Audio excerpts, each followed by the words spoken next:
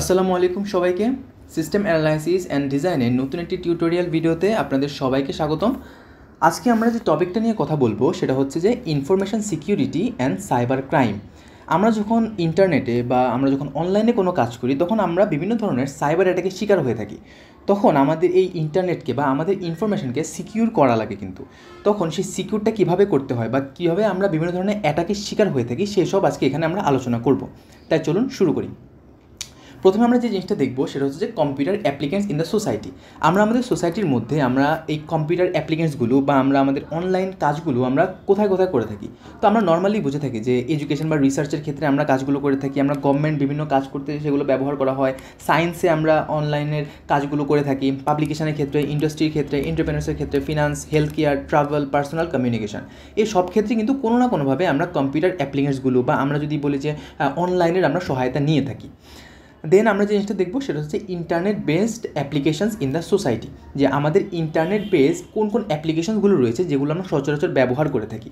আমরা নর্মালি জানি যে ইমেলের ক্ষেত্রে আমরা ইয়াহু ইউজ করি, হটমেল ইউজ করি, জিমেল ইউজ করি। সো আমরা যদি কোনোভাবে সাইবার অ্যাটাকের শিকার হই আমরা কিন্তু এগুলোর মাধ্যমে কিন্তু সাইবার অ্যাটাকের শিকার হতে পারি। দেন আমরা যদি দেখি সোশ্যাল মিডিয়ার ক্ষেত্রে আমরা ফেসবুক ইউজ করে থাকি, আমরা ইনস্টাগ্রাম ইউজ করে থাকি, হোয়াটসঅ্যাপ, টেলিগ্রাম, আরও বিভিন্ন ধরনের সোশ্যাল মিডিয়া আমরা ব্যবহার করে থাকি। দেন হচ্ছে মেসেঞ্জারের ক্ষেত্রে আমাদের এখানে ইউটিউব আছে, স্কাইপি আছে, ইয়াহু আছে, গুগল টক আছে, আরও অনেক কিছু আছে যেগুলো আমাদের ইন্টারনেট বেসড অ্যাপ্লিকেন্টস। আমরা যখন এই সাইবার বুলিং বা সাইবার অ্যাটাকের শিকার হয়ে থাকি এগুলোর মাধ্যমেই কিন্তু আমরা সেই সাইবার অ্যাটাকের শিকার হয়ে থাকি। দেন যদি দেখি যে সিকিউরিটি চ্যালেঞ্জ অ্যান্ড ভালনারেবিলিটি, তার মানে হচ্ছে যে আমরা আমাদের এই সিকিউরিটিটা বা আমরা আমাদের ডেটাগুলো সিকিউর করার জন্য আমাদের কী কী চ্যালেঞ্জেসগুলো রয়েছে বা কোথায় কোথায় আমরা এই চ্যালেঞ্জেরগুলো সম্মুখীন হয়ে থাকি। সবার প্রথমে যদি দেখি যে আমরা যখন একটা ইন্টারনেটে কাজ করি তখন আমাদের হয়তো বা আমাদের সামনে আমাদের পিসি আছে বা আমাদের ডিভাইসটা আছে। তখন সেই ডিভাইস থেকে আমরা আমাদের ইনফরমেশনটা হয়তো বা কোনো একটা সার্ভারের মধ্যে পাস করি, সেই সার্ভার থেকে কোনো একটা কর্পোরেট সিস্টেমের মধ্যে যায়।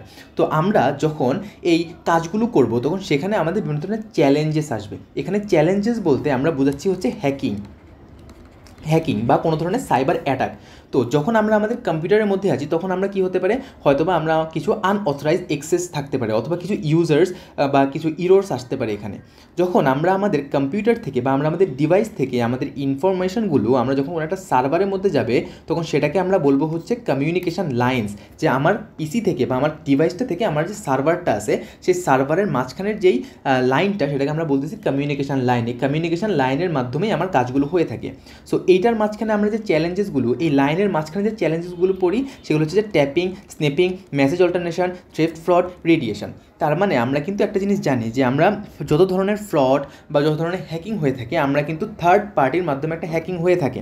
ফর এক্সাম্পল আমি একটা মেসেজ, আমি আমার এখানে আমার ডিভাইসটা আছে, আমি আমার ফ্রেন্ডের ডিভাইসে কোনো একটা মেসেজ পাস করবো, মাঝখানে কিন্তু আমার একটা নেটওয়ার্ক আছে। সো অনেক সময় হয় কি এই নেটওয়ার্কের মধ্যে একটা থার্ড পার্টি এসে এই নেটওয়ার্কটাকে অ্যাটাক করে ফেলে, তখন সেই যাবতীয় সব ইনফরমেশন সে পেয়ে ফেলতে পারে।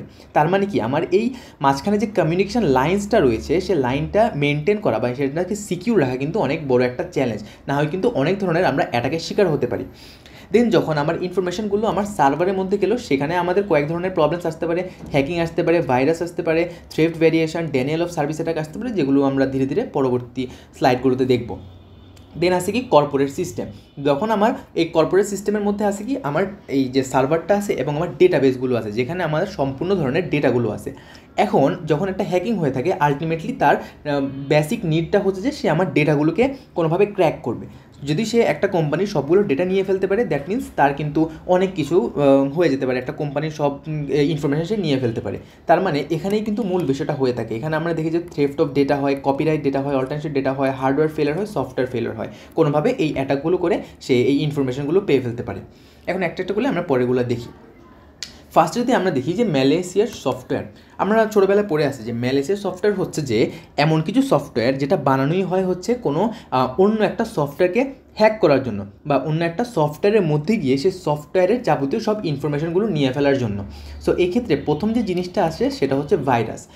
আমরা জানি যে ভাইরাস কী করে, কিন্তু নিজেই নিজের কপি তৈরি করে ফেলতে পারে বা একটা প্রোগ্রামের মধ্যে ঢুকে গিয়ে বা ভাইরাস কিন্তু এক ধরনের সফটওয়্যার, সেই সফটওয়্যারটা যখন অন্য একটা সফটওয়্যারের মধ্যে গিয়ে নিজেই নিজের অনেকগুলো প্রোগ্রামস, অনেক ফাইল ক্রিয়েট করে ফেলতে পারে। তার ফলে হয় কি হয়তো বা আমি একটা ভাইরাস দেখলাম, সেটাকে আমি কোনোভাবে রিডিউস করার পর দেখা যাবে যে অন্য একটা ভাইরাস সেখান থেকে দেখা দিবে। কারণ কি? কারণ সে ভাইরাসটা নিজেই নিজের অনেকগুলো কপিস তৈরি করে ফেলতে পারে এবং আমার যতগুলো প্রোগ্রাম আছে, যতগুলো ফাইলস আছে, সবগুলো ফাইলসের মধ্যে গিয়ে আমার ইনফরমেশনগুলোকে সে ক্র্যাক করে ফেলতে পারে।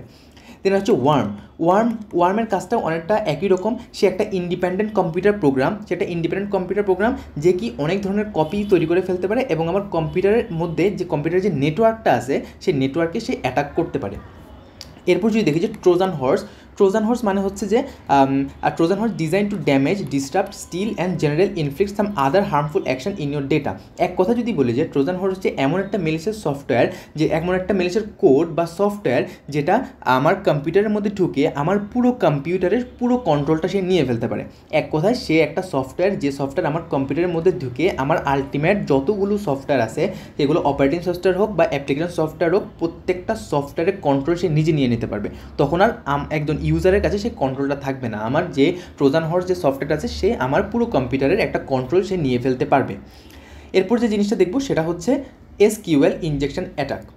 এই অ্যাটাকটা হচ্ছে যে আমার একটা ওয়েব ফর্ম থাকবে বা আমার এসকিউএল যে কোয়েরিগুলো আছে বা ডেটাবেসের মধ্যে যে এসকিউএল কোয়েরি আমরা জানি, সেই কোয়েরিগুলোর মধ্যে ঢুকে একটা আমার ওয়েব ফর্ম ক্রিয়েট করে সেখান থেকে আমার সব ধরনের ডেটা সে নিয়ে ফেলতে পারে। এক কথায় এই এসকিউএল ইনজেকশন অ্যাটাকটা হয় মেইনলি আমার এসকিউএল কোয়েরির মধ্যে বা আমার ডেটাবেসের মধ্যে, যেখান থেকে আলটিমেটলি ওই ফাইলটা আমার সবগুলো ইনফরমেশান নিয়ে ফেলতে পারে।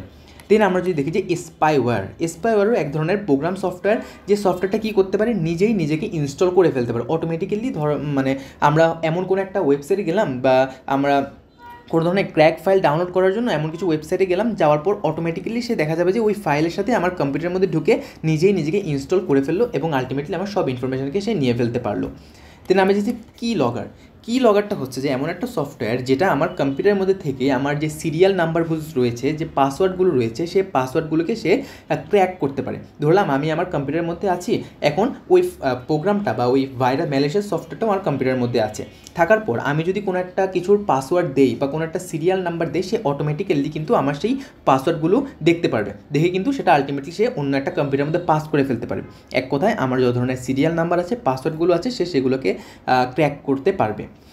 এরপর যেটা দেখব সেটা হচ্ছে স্পুফিং হচ্ছে যে আমরা অনেক সময় দেখি না, আমাদের কিছু স্প্যামের মধ্যে কিছু ফেক মেলস আসে, সেই ফেক মেলসের মধ্যে বিভিন্ন ধরনের ইনফরমেশান থাকে বা বিভিন্ন ধরনের অফার্স থাকে।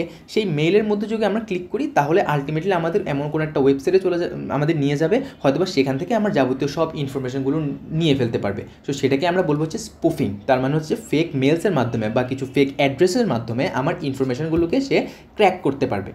এরপর আমরা দেখি যে স্নিপার মানে হচ্ছে যে program that monitors information travelling over network. এটা এক কথায় আমার যে নেটওয়ার্কটা রয়েছে, সেই নেটওয়ার্কের মধ্যেই ঘুরফের করতে থাকে। হয়তোবা আমি আমার নেটওয়ার্কের মধ্যে আছে, আমি এক নেটওয়ার্ক থেকে অন্য নেটওয়ার্কের মধ্যে কোনো একটা কিছু পাস করব। এখন এই পাস করার সময় মাঝখানে যে নেটওয়ার্কটা থাকবে, এই নেটওয়ার্কের মধ্যেই এই সফটওয়্যারটা আমার যেই পাসের যে ইনফরমেশানগুলো রয়েছে সেগুলোকে কোনোভাবে সে ক্র্যাক করে নতুন একটা ফাইল সে ক্রিয়েট করে ফেলতে পারবে। ওইটাকে আমরা বলতেছি স্নিপার। এরপর সবচেয়ে ইম্পর্টেন্ট দুইটা, একটাকে আমরা বলি যে ডেনিয়াল অফ সার্ভিস অ্যাটাক, আর একটা বলি distributed Daniel of service attack. So DOS মানে হচ্ছে যে ফর এক্সাম্পল আমার কম্পিউটারের মধ্যে অনেকগুলো ফলস রিকোয়েস্ট সে পাঠাবে। কন্টিনিউয়াসলি যখন কিছু ফলস রিকোয়েস্ট আমার কম্পিউটারের মধ্যে আসতেই থাকবে, সেখান থেকে সেটাকে কী করবে, আমার পুরো কম্পিউটারটা ক্র্যাশ করবে। আমরা বলি না যে কম্পিউটার ক্র্যাশ করা, যখন আমার কম্পিউটার অনেক ওভারলোডেড হয়ে যায় বা কোনো ধরনের ফলস রিকোয়েস্ট আসতে থাকে, তখন সেখান থেকে আমার কম্পিউটার ক্র্যাশ করে। যখন একবার আমার কম্পিউটারটা ক্র্যাশ করার পর সেখান থেকে ওই সফটওয়্যারটা একটা ফ্লোটিং সার্ভারের মাধ্যমে আমার সব ইনফরমেশনকে সে নিয়ে ফেলতে পারবে। তার মানে ড্যানিয়াল অফ সার্ভিস বা ডিওএস হচ্ছে একটা ফ্লোটিং সার্ভার যেটা অনেকগুলো ফলস রিকোয়েস্ট পাঠাবে, যার ফলে আমার পুরো পিসিটা বা ডিভাইসটা ক্র্যাশ করবে। এরপর যদি দেখি যে ডিডিওএস বা ডিস্ট্রিবিউটেড ডেনিয়াল সার্ভিস, এটা হচ্ছে এক কথায় অনেকগুলো কম্পিউটার যখন একসাথে একটা কম্পিউটারকে অ্যাটাক করবে, তখন সেটাকে আমরা বলবো distributed Daniel of service attack. এক কথায় অনেকগুলো কম্পিউটার মিলে একটা কম্পিউটারকে অ্যাটাক করতেছে, তখন হয়তো বা যাকে অ্যাটাক করতেছে ওই কম্পিউটার এতটুকু লোড নাই যে এতগুলো কম্পিউটারের রিকোয়েস্টকে, এতগুলো কম্পিউটার অ্যাটাককে অ্যান্টিভাইরাসের মাধ্যমে সলভ করার, তখন কি এটা আলটিমেটলি ক্র্যাশ করবে। সো এই যেখানে আমরা দেখতে পাচ্ছি ডিওএস মানে হচ্ছে যে যখন একটা কম্পিউটার সার্ভারের মধ্যে যখন অ্যাটাক করবে, অনেকগুলো রিকোয়েস্ট পাঠাবে, এই যে আমরা এখানে দেখতে পাচ্ছি অনেকগুলো রিকোয়েস্ট পাঠালো, আমার কম্পিউটারটা এখানে ক্র্যাশ করলো। আর ডিডিওএসের মধ্যে কি এই একটা দুটো তিনে চারটা কম্পিউটার মিলে যখন একটা কম্পিউটারকে অ্যাটাক করলো, তখন কি তার পক্ষে সেই জিনিসটাকে হ্যান্ডেল করা পসিবল হলো না এবং এই সার্ভারটা ক্র্যাশ করে সব ইনফরমেশনগুলো পেয়ে গেল। এরপর যদি দেখি যে কম্পিউটার ক্রাইম, তার মানে এই ক্রাইমগুলো করার ফলে আমাদের মানে কোন কোন জিনিসগুলো হয়। সবার প্রথম হচ্ছে আইডেন্টিটি থ্রেফট। আমরা জানি যে একটা ওয়েবসাইট বা কোনো একজনের পার্সোনাল ইনফরমেশান হ্যাক করার কারণ হচ্ছে যে তার যত ধরনের পার্সোনাল ইনফরমেশনগুলো রয়েছে, হয়তো বা সেটা social ID, driving licence, credit card number, অথবা যত ধরনের নাম্বার আছে সেটা কিন্তু সে অনেক ইজিলি জেনে ফেলতে পারতেছে। তার মানে এই ক্রাইমটার ফলে কিন্তু একজনের পার্সোনাল ইনফরমেশান কিন্তু অনেক বেশি পরিমাণ হ্যাম্পার হচ্ছে। দেন যদি দেখি একটা হচ্ছে ফিশিং। ফিশিং কী জিনিস আমরা হয়তো এটার সাথে অনেকেই পরিচিত। ফিশিং মানে হচ্ছে যে কিছু ফেক ওয়েবসাইটস বা কিছু ফেক মেলস আমাদেরকে পাঠানো হয়, যে ফেক ওয়েবসাইটের মধ্যে হয়তো বা যাওয়ার পর সেটা অটোমেটিক্যালি আমার ইনফরমেশানকে সে ক্র্যাক করে ফেলতে পারে। এমন অনেক ধরনের ওয়েবসাইট আছে বা এমন অনেক ধরনের মেইলস আমাদেরকে পাঠানো হয়, যে মেইলসের মধ্যে আমরা ক্লিক করলে আমাদেরকে এমন একটা ওয়েবসাইটের মধ্যে নিয়ে যায় যে ওয়েবসাইট হচ্ছে ফেক, সেখানে হয়তো বা কোনো ধরনের কিছু নাই, বাট সেই ওয়েবসাইটে যাওয়ার থ্রুতে আমাদের সব ইনফরমেশানকে সে একটা হ্যাকার অটোমেটিক্যালি নিয়ে ফেলতে পারে। এটাকে আমরা বলতেছি ফিশিং। আর এভেল টুইন্স কি? এভেল টুইন্স মানে হচ্ছে যে এক ধরনের ওয়্যারলেস নেটওয়ার্ক। আমাদের বাসার যে ওয়াইফাই আছে এটাও কিন্তু এক ধরনের একটা ওয়্যারলেস নেটওয়ার্ক। সো ওই নেটওয়ার্কের থ্রুতে কিন্তু নেটওয়ার্কের মধ্যে এমন কিছু ফাইলস থাকে বা এমন কিছু প্রোগ্রামস থাকে যেটা কিন্তু আমার কম্পিউটারকে হ্যাক করে ফেলতে পারে। অনেক সময় যারা ওয়াইফাই যারা কানেকশান দিয়ে থাকে তারা কিন্তু এমন কিছু ফাইল সেভ করে রাখে বা ইনস্টল করে রাখে, যাতে করে আমরা ওয়াইফাইয়ের সাথে কানেকশান দেওয়ার সাথে সাথে আমার সব ইনফরমেশনগুলো আমার ডিভাইসের যত ধরনের আইপি অ্যাড্রেস থেকে নিয়ে শুরু করে আমার ডিভাইসের যত ধরনের ইনফরমেশনগুলো রয়েছে সেটা অটোমেটিক্যালি তার ডিভাইসের মধ্যে চলে যায়। সো এই ক্ষেত্রেও আমাদেরকে খেয়াল রাখতে হবে। এরপর আসে হচ্ছে ফার্মিং। ফার্মিং মানে হচ্ছে কিছু বোগাস পেজেস। আমরা অনেক সময় ওয়েবসাইটের মধ্যে অনেক ধরনের পেজেস দেখি, হয়তো বা কোনো অনেক অফার্সের পেজ থাকে, আমার হয়তো বা এত লাখ টাকা জিতেছেন এরকম কিছু পেজেস থাকে, বা এরকম অনেক ধরনের আমাদের পেজেস থাকে। আমরা দেখি যে বিট করার পেজেস থাকে, এগুলো অনেক ধরনের পেজেস থাকে। সো এই পেজগুলোকে অনেক সময় বলা হয় যে বোগাস ওয়েব পেজ। তো এই পেজগুলোর থ্রুতে কী হয়, যখন আমরা একটা ওয়েব পেজের মধ্যে যাওয়ার সাথে সাথে হয়তো বা সে কোনো একভাবে আমার ইনফরমেশানগুলো ক্র্যাক করে ফেলতে পারলো। এক কথায় বা সেখানে যদি আমরা কোনোভাবে রেজিস্টার করি, তখন রেজিস্টারের থ্রুতে সে কিন্তু আমার আলটিমেটলি সব ইনফরমেশান কিন্তু পেয়ে গেল। এরপর যদি দেখি যে ক্লিক ফ্রড। ক্লিক ফ্রড মানে হচ্ছে যে ধরেন অনেক সময় আমরা দেখি যে হোয়াটসঅ্যাপের মধ্যে আমাদের বিভিন্ন ধরনের প্রলোভন জাতীয় মেসেজ আসে, যে এইটা ক্লিক করলে এত টাকা হবে, বা এই কাজ করলে এই অফার পাওয়া যাবে, এরকম অনেক ধরনের অ্যাড আমরা দেখতে পাই। এই অ্যাডগুলোতে যদি আমরা ক্লিক করি বা তাদের ফাঁদে যদি আমরা পা ফেলি, তাহলে আলটিমেটলি তারাও কিন্তু আমাদের সব ইনফরমেশনকে পেয়ে গেল। সো আলটিমেটলি এখান থেকে আমরা বুঝতে পারলাম ক্লিক ফ্রড মানে হচ্ছে যে আমাদের কিছু অনলাইন অ্যাড বা কিছু অনলাইন পেজের আমাদের লিঙ্কস আমাদের পাঠাবে, সেই লিঙ্কের মধ্যে ক্লিক করলে কিন্তু আলটিমেটলি আমার ইনফরমেশনগুলো সে পেয়ে ফেলতে পারলো। সো এগুলোই হচ্ছে কম্পিউটার ক্রাইম। সো এখানে কী কী দেখলাম? Identity theft, phishing, evil twins, pharming and click fraud. এখন আমরা যদি দেখি যে এই কম্পিউটার ক্রাইমের প্রুফগুলো আমরা কীভাবে বের করব। সো এটা বের করার আমাদের দুইটা নিয়ম আছে। একটাকে আমরা বলি হচ্ছে ইলেকট্রনিক এভিডেন্স, আর একটাকে বলি হচ্ছে কম্পিউটার ফরেন্সিস। ইলেকট্রনিক এভিডেন্স মানে হচ্ছে যে ধরলাম আমার কম্পিউটারের মধ্যে সেই হ্যাকার কোনো ধরনের ফেক ইমেলস পাঠালো, বা কোনো ধরনের ট্রানজ্যাকশান আমাদেরকে দেখালো, বা কোনো ধরনের ইনস্ট্যান্স মেসেজ আমাকে দিল। সেই মেসেজগুলোকে যদি আমরা ধরে রাখি, বা সেই মেসেজগুলো যদি আমরা কোনো এক জায়গায় সেভ করে রাখি, তো সেই মেসেজগুলোর থ্রুতে কিন্তু আমরা পরে প্রমাণ করতে পারি যে এগুলো আমাদের একটা ফ্রড, এগুলো আমাদের একটা ফেক মেলস, যার মাধ্যমে আমার ইনফরমেশনকে সে কোনোভাবে ক্র্যাক করতে চাচ্ছে। সো ওইটাকে আমরা বলতেছি ইলেকট্রনিক ডিভাইস, যে জিনিসগুলো আমার কম্পিউটারের মধ্যে সে পাঠাইছে, ইমেইল হোক, ইনস্ট্যান্ট মেসেজ হোক, ই কমার্স ট্রানজ্যাকশন হোক, হোয়াটএভার। দেন সেকেন্ডটা হচ্ছে কম্পিউটার ফরেন্সিস। কম্পিউটার ফরেন্সিস কী হচ্ছে? কম্পিউটার ফরেন্সিস হচ্ছে আমার কম্পিউটার অ্যাটাক হওয়ার পর আমরা যদি আমার সেটার অথেন্টিকেশান চেক করি, বা আমার ডেটাকে যদি আমি অ্যানালাইসিস করে দেখি যে আমার ডেটার মধ্যে কোনো ধরনের সমস্যা আছে কি না, বা আমার ডেটার মধ্যে কোনো ধরনের মিস ইনফরমেশান এখানে আছে কি না, বা আমি যদি একটা অথেন্টিকেশানের মাধ্যমে যদি দেখি, বা আমার কম্পিউটারের মধ্যে যদি অ্যান্টিভাইরাস চেক করি যে আমার কোনো ধরনের ভাইরাসের অ্যাটাক এখানে হয়েছে কি না, সো ওইগুলো যদি আমরা কোনো একভাবে জানতে পারি, তাহলে সেখান থেকেও কি আমরা প্রুফ করতে পারি যে না, আমার কম্পিউটার অ্যাটাকের শিকার হয়েছে। দেন আমরা চাইলে সেটা কোর্টে আমরা আইন প্রয়োগ করতে পারি সেটার এগেনস্টে। এখন যদি দেখি যে হোয়াট আর সাইবার ক্রাইম, আমরা হয়তো বা সকলেই জানি যে সাইবার ক্রাইম মানে হচ্ছে যে যখন আমরা আমাদের কম্পিউটার ডিভাইস বা আমরা ইন্টারনেটের মধ্যে, অনলাইনের মধ্যে যখন আমরা বিভিন্ন ধরনের খারাপ ইনফরমেশান বা বিভিন্ন ধরনের ক্রাইমের শিকার হব বা হ্যাকিংয়ের শিকার হব, সেটাকে আমরা বলতেছি সাইবার ক্রাইম। এক কথায় আমরা আমাদের ইন্টারনেটের মধ্যে যদি কোনো ক্রাইমের শিকার হই আমরা, সেটাকে আমরা বলতেছি cyber crime. Cyber crime can be committed against an individual or groups, ইন্ডিভিজুয়ালিও হতে পারে, অনেক গ্রুপে একসাথে মিলে কিন্তু একটা সাইবার ক্রাইম অকার করতে পারে। It also be committed against government, private organisations, it may be intent harm someone's reputations, physical harm or even mental harm, মানে অনেকভাবে কিন্তু সাইবার ক্রাইম হয়ে থাকে অনেক কিছুর জন্য, হয়তো বা কোনো ধরনের টাকার জন্য, ব্ল্যাকমেলিংয়ের জন্য, বা কোনো ধরনের মেন্টাল হার্ম করার জন্য, ফিজিক্যাল হার্ম করার জন্য কিন্তু এরকম সাইবার ক্রাইম হয়ে থাকে। সাইবার ক্রাইম, অনেক ধরনের সাইবার ক্রাইম কিন্তু আমরা দেখতে পাই। সো এখানে আছে যে what are cyber crime. Cyber ক্রাইমের মধ্যে কী কী আছে, যে offence against computer data and system, misuses of computer in devices, offence against computer data and systems, misuse of computer device, computer related forensic, computer related fraud, child pornography, offence related information of copyright and related rights, এই সবগুলোর মাধ্যমে কিন্তু cyber crime হয়ে থাকে। যে computer ডিভাইসে miss use করতেছে, অথবা কম্পিউটার রিলেটেড কোনো ধরনের ফ্রড সে করতেছে আমাকে উল্টাপাল্টা প্রলোভন দেখিয়ে, দেন চাইল্ড পর্নোগ্রাফি যেটা রিসেন্টলি খুবই বেশি দেখা যাচ্ছে। সো এগুলোর মাধ্যমে কি আমাদের সাইবার ক্রাইমটা হয়ে থাকে। এখন যদি দেখি যে হ্যাকারের টার্গেট, হ্যাকারদের মূলত টার্গেটটা কী, ফার্স্ট ওয়ান একদম খুবই ইম্পর্টেন্ট জিনিস, সেটা হচ্ছে ফিনান্সিয়াল অ্যাটাক। যে সে হয়তো বা কোনো ধরনের হ্যাকিং করার মাধ্যমে তার ক্রেডিট কার্ডের আইডি অথবা হয়তো বা তার ব্যাঙ্ক অ্যাকাউন্টের আইডি কোনোভাবে সে ক্র্যাক করে ফেলে, ফিনান্সিয়ালি কিন্তু তাকে তার সেই টাকাগুলো উইথড্র করতে পারে, অথবা কোনো একভাবে তার ইনফরমেশানগুলো, তার কিছু পার্সোনাল ইনফরমেশানগুলো হ্যাক করে তাকে ব্ল্যাকমেলিংয়ের মাধ্যমে কিন্তু তার থেকে অনেক মোটা অঙ্কের টাকা নিতে পারে। সো ফিনান্সিয়াল ডেটা হচ্ছে সবচেয়ে বড় একটা জিনিস হ্যাকারদের টার্গেট। সেকেন্ড হচ্ছে ইন্টেলেকচুয়াল প্রপার্টি। ইন্টেলেকচুয়াল প্রপার্টি কি, কোনো একজনের সৃজনশীল যে কর্মগুলো রয়েছে, যে হয়তো বা সেই কাজটা শুধুমাত্র তারই, এরকম কোনো ইন্টেলেকচুয়াল প্রপার্টিতে হার্ম করার জন্য কিন্তু হ্যাকিং করে থাকে। ফর এক্সাম্পল, আমি একটা থিসিস করলাম, যেটা হচ্ছে শুধুমাত্র আমিই করলাম। এখন সেই থিসিস পেপারটা হয়তো বা আমি ইন্টারন্যাশনালি পাবলিশ করতে পারবো। এখন কোনো একজন হ্যাকার সামহাও যদি আমার সেই ইন্টেলেকচুয়াল প্রপার্টিটা, সেই থিসিসটা যদি কোনো একভাবে সে ক্র্যাক করে সে যদি পাবলিশ করে ফেলতে পারে তার নামে, তাহলে কিন্তু এটা তার হয়ে যাচ্ছে। তার মানে এটাও কিন্তু এক ধরনের ক্রাইম, যে আমার ইন্টেলেকচুয়াল প্রপার্টিটা অন্য একজনে চালিয়ে দিল। যেটা হচ্ছে পার্সোনাল ডেটা, কারো কোনো পার্সোনাল ডেটাকে অ্যাটাক করতে পারে। সিস্টেম অ্যাক্সেস, কোনো একটা সিস্টেমকে অ্যাক্সেস করে সেই সিস্টেমের যাবতীয় সব ইনফরমেশনকে কিন্তু সে নিয়ে ফেলতে পারে। সো এগুলোই কিন্তু হ্যাকারদের মূল টার্গেট। এখন আমরা যে জিনিসটা দেখবো সেটা হচ্ছে যে ইনফরমেশান সিকিউরিটি। এখন আমাদের দেখলাম যে আমরা সাইবার ক্রাইমের শিকার হচ্ছে বা বিভিন্ন ধরনের সিকিউরিটি ইস্যু। এখন এই সিকিউরিটিটাকে কিন্তু আমাদেরকে ইনশিওর করতে হবে, করলেই কিন্তু আমরা এই ধরনের অ্যাটাক থেকে বাঁচতে পারবো। সো সিকিউরিটি কী হবে, policies, procedure and technical measures use to prevent the unauthorised access, alteration, theft and physical damage to the information system.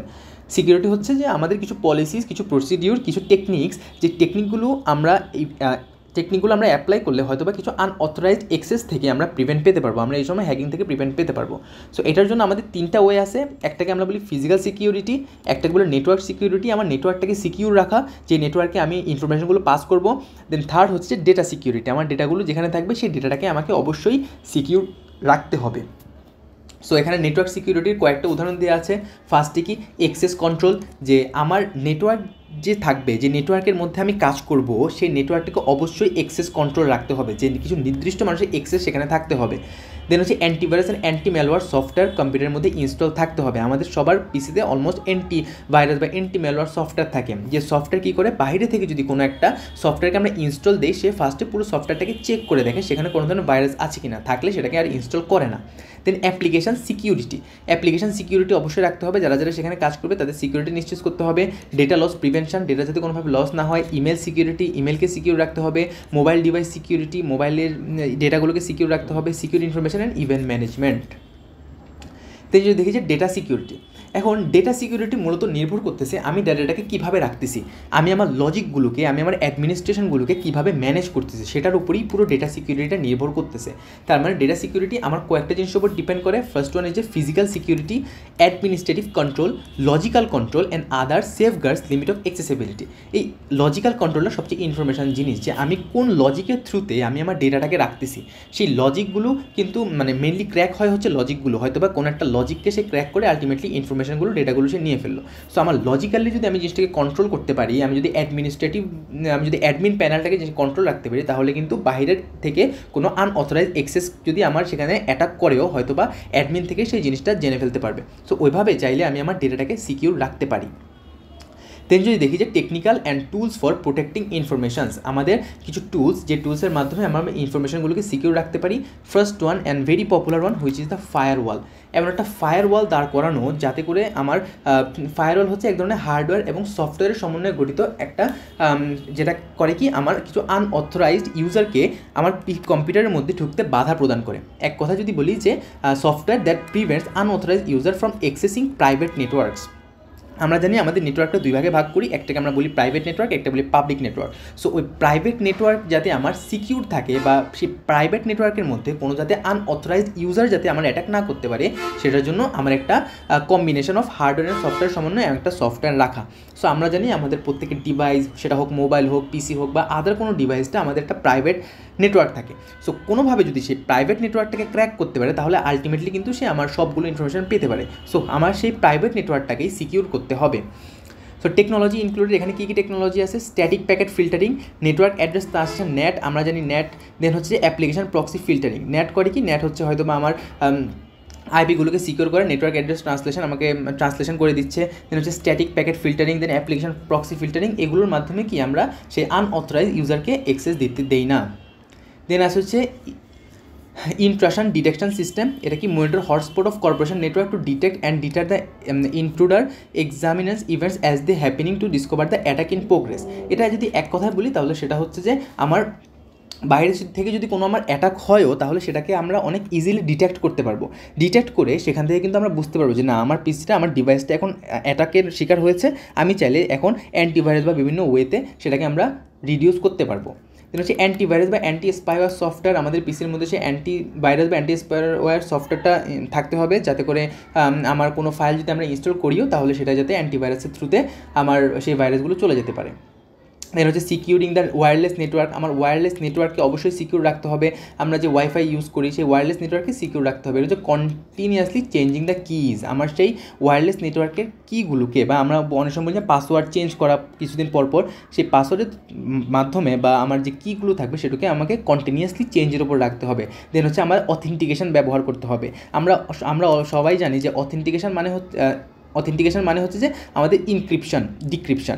আমরা জানি যখন আমরা কোনো একটা মেসেজকে এক ডিভাইস থেকে অন্য ডিভাইসে পাস করি তখন সেই মেসেজটা ইনক্রিপ্ট হয়ে যায় এবং একটা সিক্রেট কিয়ের মাধ্যমে ইনক্রিপ্ট হয়। যখন সেটা অন্য একটা ডিভাইসের মধ্যে যায় তখন সেই সিক্রেট কিয়ের থ্রুতে এই ডিভাইসটা সেই ইনফরমেশনগুলোকে ডিক্রিপ্ট করে ফেলতে পারে।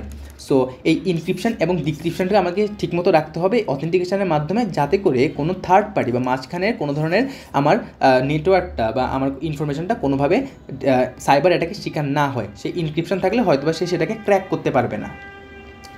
দেন এই যে ইনক্রিপশনের এখানে আমরা প্রসেস দেখতেছি। ইনক্রিপশন মানে কি? সেন্ডার হয়তো বা কোনো একটা জিনিসকে পাঠালো, সেটা একটা ইনক্রিপ্ট উইথ পাবলিক কির সাথে ইনক্রিপ্ট হয়ে গেল উইথ আ সিক্রেট কি, বা আমরা বলে থাকি পাবলিক কি, সেটা ইনক্রিপ্ট হয়ে গেল, মেসেজটা স্ক্রাম্বলড হয়ে গেল। হয়তো বা এখান থেকে মেসেজ পাঠালো হেলো, এখানে সিক্রেট কিয়ের থ্রুতে স্ক্রাম্বলড হয়ে মেসেজটা চলে আসলো 01101111001। এখানে হয়তো বা এতটুকু হচ্ছে আমার মেসেজ আর এতটুকু হচ্ছে আমার ইনক্রিপ্ট কি বা সিক্রেট কি। তখন কিন্তু আমার সেই হ্যাকার বা আমার আনঅথরাইজড যারা থাকবে সেটা কিন্তু এই জিনিসটাকে কোনোভাবে ক্র্যাক করতে পারবে না। যখন সেটা রিসিপিয়েন্টের কাছে যাবে, রিসিভারের কাছে যাবে, সে সেটাকে আবার ডিক্রিপ্ট করবে প্রাইভেট কিয়ের মাধ্যমে।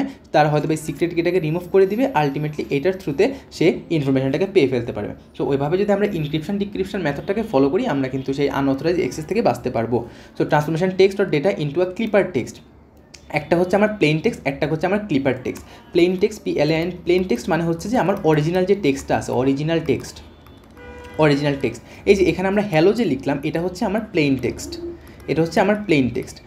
Plane text. আর ক্লিপার টেক্সট মানে হচ্ছে যে এই যে আমার প্লেন টেক্সটটা একটা সিক্রেট কিয়ের মাধ্যমে হয়তো বা কোনো একটা ইনক্রিপ্ট হয়ে গেল, এই ইনক্রিপ্টটাকে আমরা বলি হচ্ছে ক্লিপার টেক্সট। আশা করি বুঝতে পেরেছেন।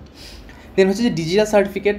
আমরা যদি data file use to establish the identity to users and electronic space to protect the online transaction কিন্তু আমরা যদি ডিজিটাল কি ফলো করি, অথবা যদি আমরা কিছু থার্ড পার্টি সার্টিফিকেশন অথরিটি যদি ভ্যালিডেশন চেক করার মাধ্যমে সেগুলোকে আমরা ব্যবহার করি, থার্ড পার্টি যদি ট্রাস্টেড হয় তার ভ্যালিডেশনগুলো চেক করে যদি আমরা ব্যবহার করতে পারি, আমরা এই ধরনের সাইবার অ্যাটাক থেকে বাঁচতে পারবো।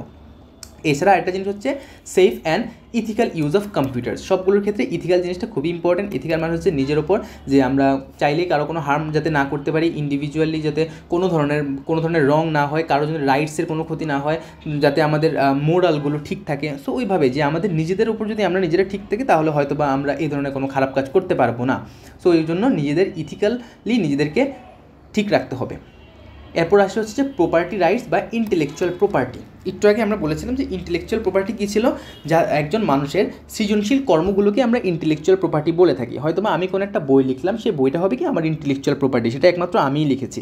এছাড়া যদি আমি কোনো একটা গান বানাই বা কোনো একটা গান লিখি, সেটা হবে কি আমার ইন্টেলেকচুয়াল প্রপার্টি, সেটা শুধুমাত্র আমারই হবে। সো এরকম ইন্টেলেকচুয়াল প্রপার্টিরও কিছু রাইটস থাকে। সো এক্ষেত্রে প্রথমটা হচ্ছে যে ট্রেড সিক্রেটস। ট্রেড সিক্রেট মানে হচ্ছে যে যখন কোনো এক ধরনের বিজনেস কেউ করে, কোনো একটা বিজনেস সে করলো, সেই বিজনেসের যেই পাবলিক ডোমেন নেমসগুলো আছে বা সেই বিজনেসের যেই তারা যেই জিনিসটা ফলো করে, যে প্রিন্সিপালসগুলো ফলো করে, বা তাদের যে ট্রেড লাইসেন্সগুলো রয়েছে, অথবা তাদের যেই নিজেদের ওয়েবসাইটগুলো আছে, নিজেদের যে পাবলিক ডোমেনগুলো আছে, এই ডোমেনগুলোকে সিকিউরি হচ্ছে এক ধরনের ইন্টেলেকচুয়াল প্রপার্টি। এটাকে আমরা বলি যে ট্রেড সিক্রেট। সো বিজনেসের ক্ষেত্রে যদি ইন্টেলেকচুয়াল প্রপার্টি ইউজ হয় সেটাকে আমরা বলতেছি ট্রেড সিক্রেট। দেন হচ্ছে কপিরাইট। কপিরাইট মানে হচ্ছে যে এটা এক ধরনের intellectual property being copied for life for author plus 70 years. এটাও এক ধরনের ইন্টেলেকচুয়াল প্রপার্টির মধ্যে পড়ে। ফর এক্সাম্পল, আমি কোনো একটা ভিডিও বানালাম, সেই ভিডিও অন্য কারোর থেকে কপি করে আনলাম, অন্য করে কপি করে আমি নিজের নামে চালিয়ে দিলাম। সো ওইগুলোকে কপিরাইটসের আন্ডারে কিন্তু এই জিনিসটা পড়ে। সো এটার কিন্তু অলমোস্ট 70 ইয়ার্সের একটা পারমিশন থাকে, মানে আলটিমেটলি হয়তো বা 70 ইয়ার্স পর্যন্ত এটা আমার কপিরাইটসের আন্ডারে থাকবে, যে 70 ইয়ার্স পর্যন্ত কেউ এটাকে ক্র্যাক করতে পারবে না। 70 ইয়ার্সের পরে গিয়ে হয়তো বা সেটা অন্য কেউ ব্যবহার করতে পারবে। এরপর হচ্ছে পেটেন্ট। পেটেন্ট মানে কি, যে কোনো একটা জিনিস বা কোনো একটা ইনভেনশন নিজের নামে পেটেন্ট করে নেওয়া, যে এটাকে একদম আমার নামে সিল দিয়ে দেওয়া, যে এটা শুধুমাত্র আমারই। সো এটাকে আমরা বলি হচ্ছে পেটেন্ট। এটাও behind invention for 20 years. Invention করার পর সেটা 20 বছর পর্যন্ত এটার মেয়াদ থাকে। এরপর এখানে কিছু রেফারেন্স দেওয়া আছে আমাদের এই আমরা যতটুকু আজকে করেছি সেটা হচ্ছে যে সিস্টেম ডিজাইন ইলিয়াস ওয়ার্ডের, অ্যান্ড হচ্ছে একটা বই 5th এডিশন বই দেওয়া আছে, আশা করি এটা দেখলে বুঝবেন। সো আজকে এই পর্যন্তই ছিল, যেটার মধ্যে আমরা দেখতে পেলাম কি আমাদের ইনফরমেশানগুলো সিকিউরিটি কীভাবে করব, এখন কোন কোন ধরনের অ্যাটাকের আমরা শিকার হয়ে থাকি, সেই অ্যাটাক থেকে কীভাবে বাঁচবো। সো ওই অ্যাটাকগুলো হলে কিন্তু আমরা ওইভাবে কিছু মেথডস আমরা দেখেছি, সেই মেথডগুলো ফলো করলে কিন্তু আমরা সেই অ্যাটাকগুলো থেকে বাঁচতে পারি। এবং লাস্টে কিছু আমরা ইন্টেলেকচুয়াল প্রপার্টিগুলো দেখেছি। এই ইন্টেলেকচুয়াল প্রপার্টির থ্রুতে কি আমাদের যত ধরনের কাজগুলো রয়েছে সেই কাজগুলোকেও আমরা সিকিউর রাখতে পারি। সো আশা করি ভিডিওটা বুঝতে পেরেছেন। আজকে এই পর্যন্তই থাকবে। যদি ভিডিওটা ভালো লাগে লাইক করবেন, শেয়ার করবেন এবং সাবস্ক্রাইব করতে ভুলবেন না। ধন্যবাদ সবাইকে।